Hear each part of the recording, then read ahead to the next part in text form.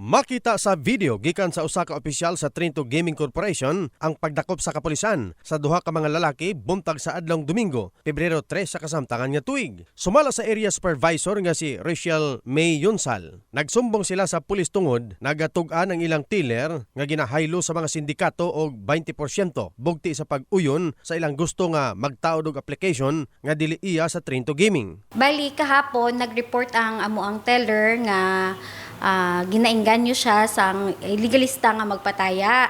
So nagbilin siya sang cellphone number. So gitugloan ang mga teller nga maunang buhaton nga pwede na siya ma-installan. So mga 9 AM pa sa morning nag-adto man pud ang illegalista.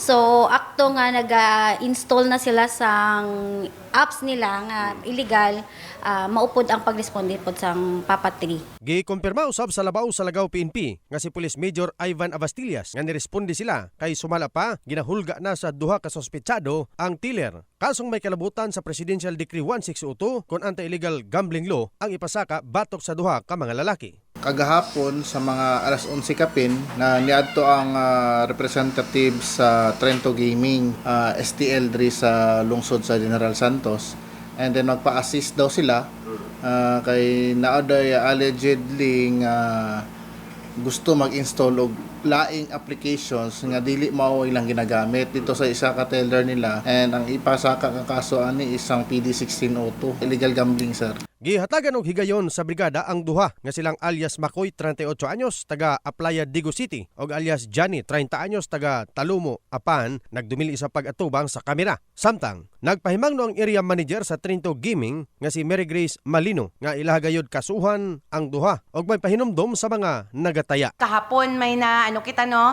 kay diri sa Jensen ginatutukan ginanamon once magbaba ang gross. Ma-monitor namon, so mga tellers namon constant monitoring kami. So far, may report ang teller namon nga may nagatuyok daw ng mga tao nga nagainganyo sa ilaha na magpa-install sang apps, which is din nga apps illegal. Same na sa mga tellers namon diri sa Jensen, no? Ang once nga masakpan sila regardless nga ara sila ya sa legal nga STL, ipapusasan gid na namon, sir. Kay na-orient man na kasuhan gid, na-orient man ang mga tellers nga bawal gid sila magpainganyo or magsulod sa illegal. Di ko mataya ang mga suroy-suroy kay mabulyaso ta diha. In the heart of changing lives, kini si Brigada Verjason para sa Brigada News Jensen, Brigada News.